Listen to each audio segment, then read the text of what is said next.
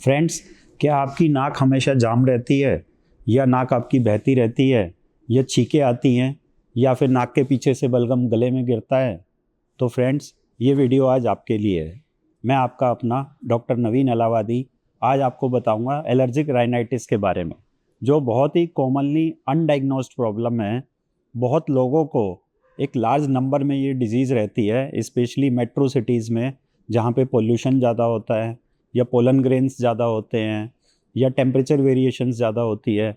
तो उन लोगों को ये प्रॉब्लम रहती है कि जैसे नाक के पीछे से रेशा गिरता है, हमेशा बलगम आता है, म्यूकस आता है, हमेशा खांसी रहती है, खांसी में हमेशा बलगम निकलता रहता है, नाक जाम हो जाती है या नाक बहती रहती है, या उनके चीक्स में पेन होता है, या उनके खुजली रहती है, आँखों में, नाक में, गले में हमेशा खुजली रहती है।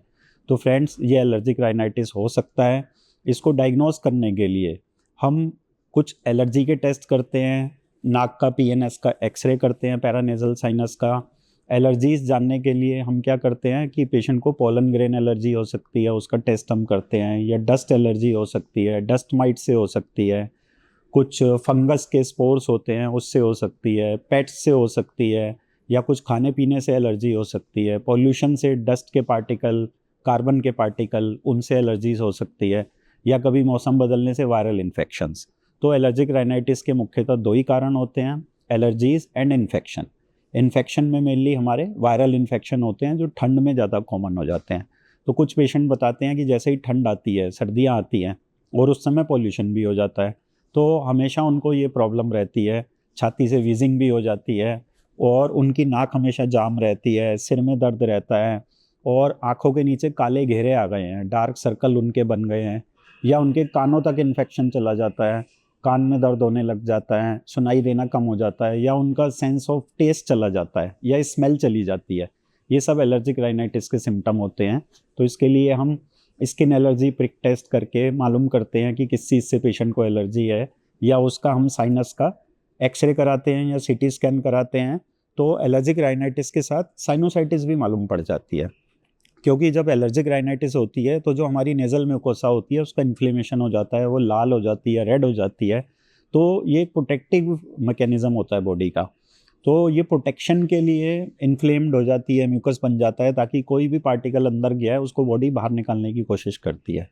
तो अगर एलर्जिक राइनाइटिस सीवियर हो जाती है तो साइनोसाइटिस का भी रूप ले लेती है। उसमें हमारे चीक्स में पेन होता है, और हमारे जो maxillary sinus, nasal sinus, ethmoidal sinus, frontal sinus, वो भी इन्फ्लेम्ड हो जाते हैं। तो ये मालूम करने के बाद फिर हम क्या करते हैं पेशेंट को कि जो भी जिस चीज़ से एक्सपोज़र हो रहा है उसको आइडेंटिफाई करके वहाँ से एक्सपोज़र को हटाएंगे, रिमूव करेंगे एक्सपोज़र को। तब पेशेंट को बलगम बनना कम होता है, और उसको जो प्रॉब्लम्स होती हैं उसमें रिलीफ मिलता है। तो सबसे पहले तो एक्सपोज़र आइडेंटिफाई करके उसको हटाना है।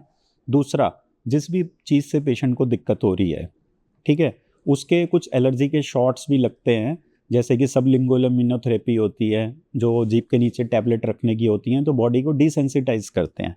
या एलर्जी के शॉट्स लगते हैं, जिसको हम सबक्यूटेनियस इंजेक्शंस बोलते हैं, सबक्यूटेनियस इम्यूनोथेरेपी।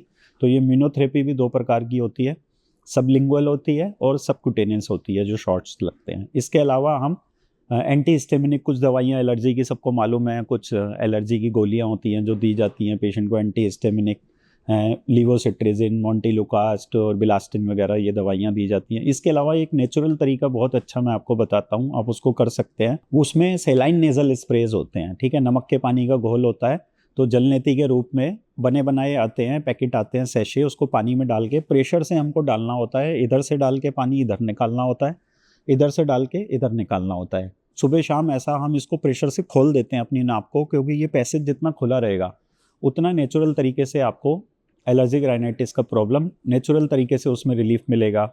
उसके अलावा सेप्टिलिन नाम की आयुर्वेदिक गोली भी आती है, वो भी पेशेंट को दे सकते हैं, या देसी घी भी नाक में डाल सकते हैं।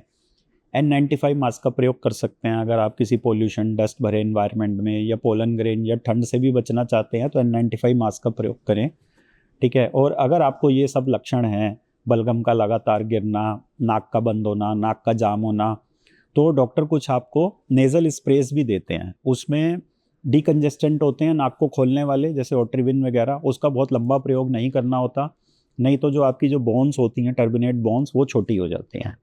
तो जो भी आपको दवाई लेनी है डॉक्टर के प्रिस्क्रिप्शन से ही लेनी है। और दूसरे नेज़ल स्टेरॉइड आते हैं स्प्रेस, वो भी डॉक्टर कई बार लंबे समय के लिए एलर्जिक राइनाइटिस में लेते हैं, 3 से 6 महीने तक। तो इसमें इन चीज़ों का रोल है, लेकिन नेचुरल तरीका जो सबसे ज़्यादा इफ़ेक्टिव मैंने देखा है, क्योंकि इसमें पेशेंट दवाई छोड़ते हैं तो दोबारा वही सेम कंडीशन हो जाती है। नेचुरल तरीका, आप देसी घी की एक बूंद डाल सकते हैं, या सेलाइन नेज़ल स्प्रेज होते हैं, प्रेशर से इसको खोल सकते हैं, और N95 मास्क का प्रयोग करके, और जो भी एलर्जन एक्सपोजर है उससे आप बच सकते हैं। तो फ्रेंड्स, मैंने आज आपको एलर्जिक राइनाइटिस के बारे में बताया, जो कि बहुत एक कॉमन प्रॉब्लम है, जहाँ पे डस्ट है, पोल्यूशन है, पोलन ग्रेन है, तो जो कि एक बहुत कॉमन प्रॉब्लम है। अगर आपको भी ये लक्षण है तो आप हमारे सेंटर पे आ सकते हैं। नीचे मैंने एड्रेस दिया हुआ है, फ़ोन नंबर दिए हुए हैं, जो खाली एक व्हाट्सएप मैसेज करके मेरे को दिखाने के लिए आप अपॉइंटमेंट ले सकते हैं। Thank you.